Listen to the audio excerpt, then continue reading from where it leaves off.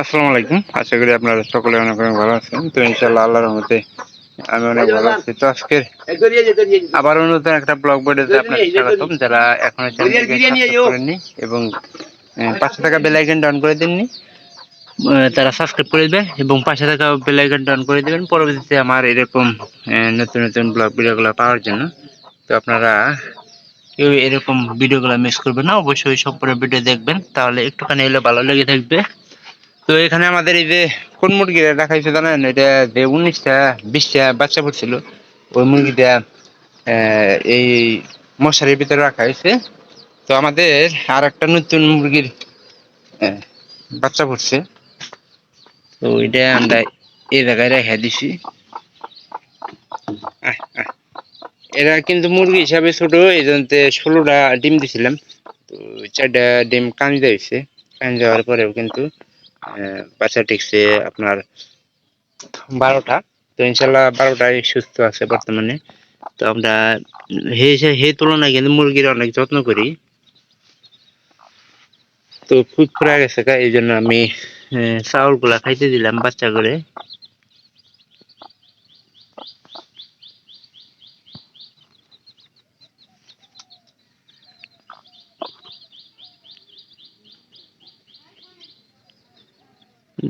খুব সুন্দর ভাবে কিন্তু খায়। বাচ্চার খাওয়া দেখলে আসলে অনেকটা ভালো লাগে।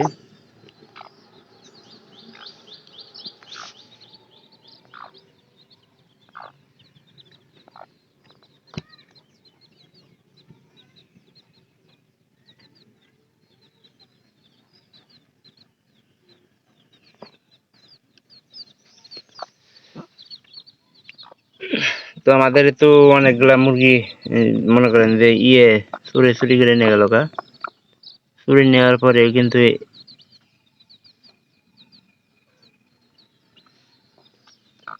আমরা এই যে মুরগি বাচ্চা ছিল 3টার মতো ছিল, তার একটা মনে করেন যে 14টা বাচ্চা হয়েছিল। তো ওটার 14টা বাচ্চা হওয়ার পরে কিন্তু আমরা ওটার বাচ্চা এখন বর্তমানে 7টা আছে, কারণ বেজিয়ে খাইছে, তারপরে এই সেই দিয়া খুব অল্পই বাচ্চা টিকছে।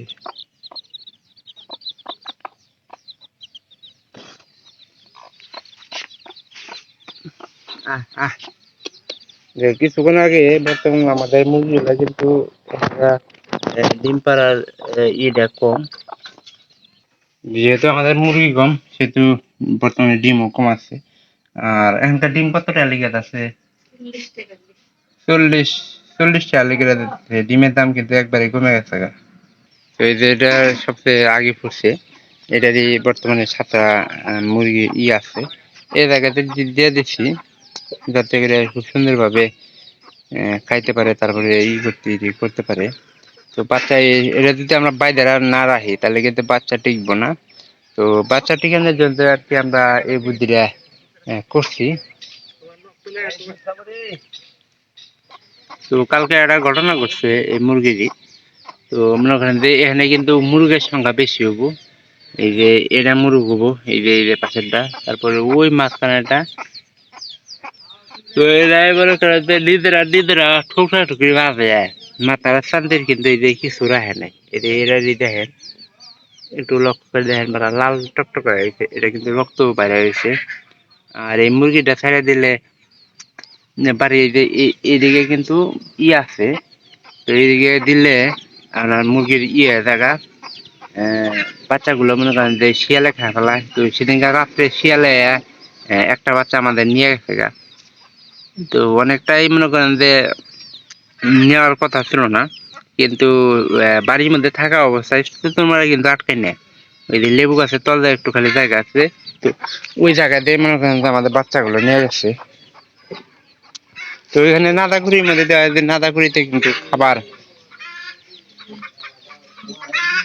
এলে আমাদের ডিম পাড়া মুরগি। তো ঘরের ভিতরে মানে ডিম পাড়তে গেছিল এটা।